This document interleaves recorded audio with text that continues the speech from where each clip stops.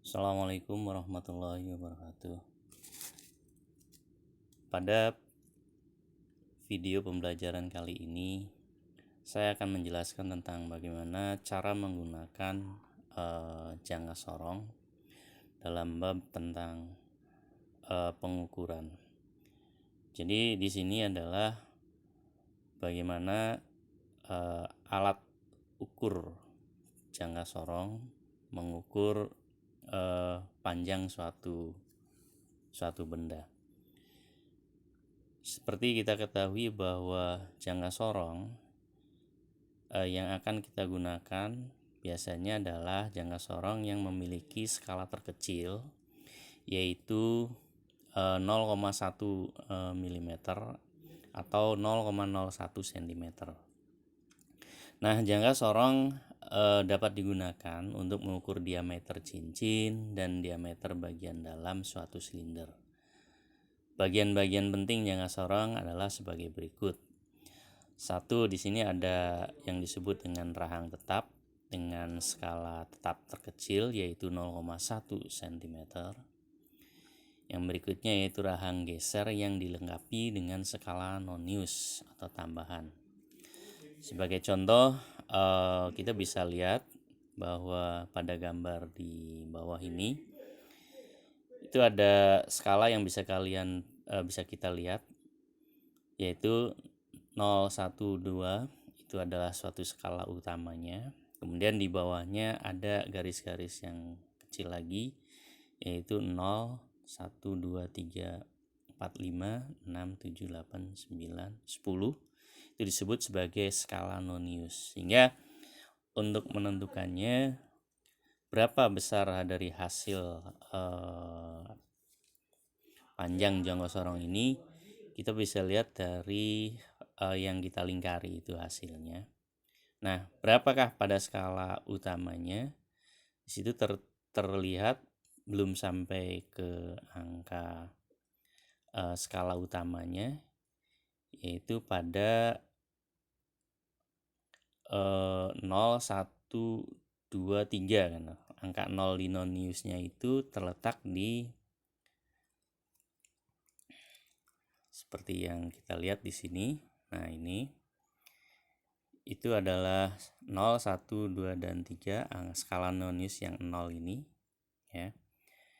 Nah, kemudian kita lihat lagi bahwa skala nonius yang paling berimpit itu adalah menunjukkan pada angka yang ini yang ketiga berarti 1, 2, 0, 1, 2, 3. Maka yang segaris di sini antara utama dan nonius itu adalah pada angka yang 3. Sehingga 3 kali 0,01 cm itu menjadi, bisa kalian perhatikan di situ 3 kali 0,01 cm sama dengan 0,03 cm. Nah, untuk membaca dari hasil pembacaan jangka sorongnya berarti adalah skala utama ditambah dengan skala nonius, sehingga hasil perhitungannya adalah 0,3 cm ditambah 0,03 cm. Hasilnya adalah 0,33 cm atau 3,33 mm. Nah, dari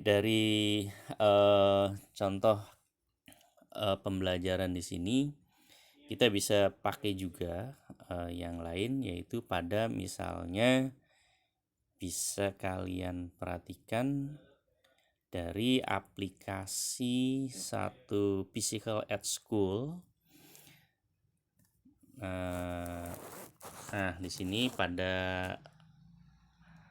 kita bisa download dari Play Store di sini ya, yang menunjukkan bahwa tentang mekanika babnya di sini bisa kita perhatikan dari aplikasi ini dapat dengan mudah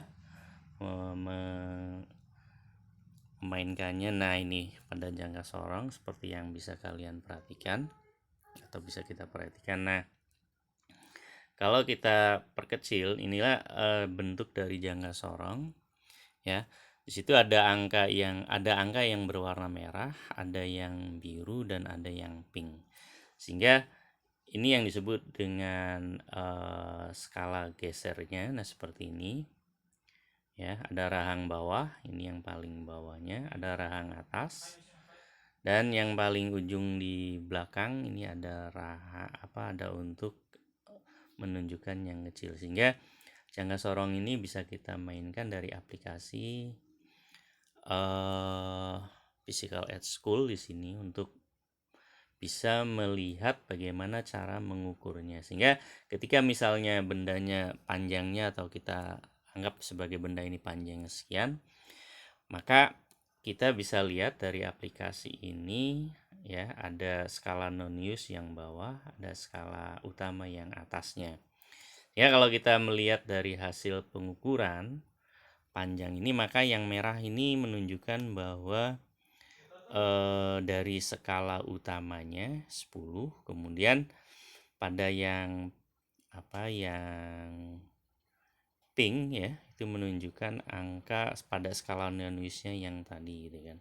Sehingga ketika kita lihat untuk membaca misalnya contoh, berarti ini adalah 12,5 dalam satuan milimeter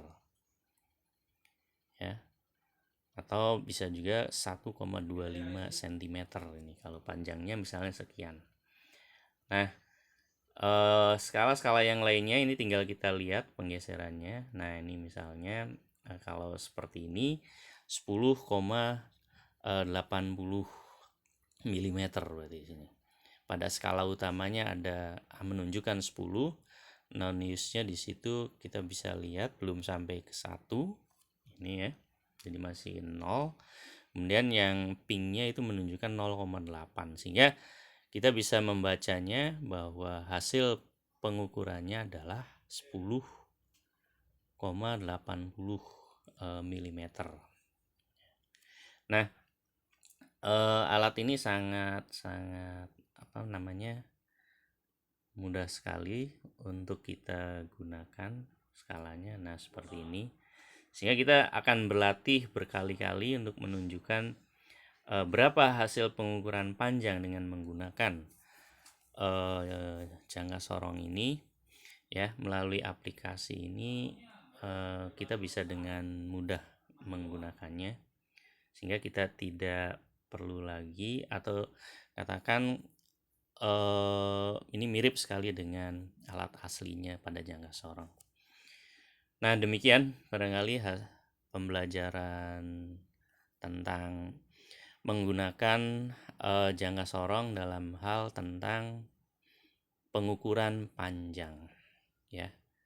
Terima kasih. Assalamualaikum warahmatullahi wabarakatuh.